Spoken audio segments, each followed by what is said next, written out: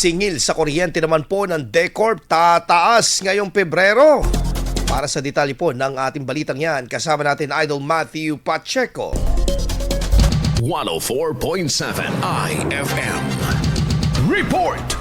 Tataas ang singil sa kuryente ngayong buwan ng Pebrero ayon sa abiso ng Dagupan Electric Corporation o DECORP. Mula sa dating 9 piso 30 sentimo kada kilowatt-hour noong nakaraang buwan, umakyat na ito sa 10 piso 21 sentimo kada kilowatt-hour sa kasalukuyang billing period. Ipinalawanag ng DECORP na ang pagtaas ay dulot ng mas mahal na presyo ng kuryente sa Whole Electricity Spot Market o WESM, kung saan ibinabase ang benta ng supply sa galaw ng demand pati na rin sa transmission charges ng National Grid Corporation of the Philippines. Tinatayang ang isang kabayang kumukonsumo ng 100 kilowatt-hour kada buwan ay madadagdagan ng halos 71 sentimo kada kilowatt-hour sa kanilang bayarin. Samantala, nananatiling walang pagbabago sa distribution, supply at metering charges ng DECORP mula pa noong taong 2015. Pinayuhan naman ng publiko na magbayad ng kanilang bill sa takdang oras sa mga collection office at accredited payment partners. Kasama mo mula rito sa IFM Dagupan po si Idol Matthew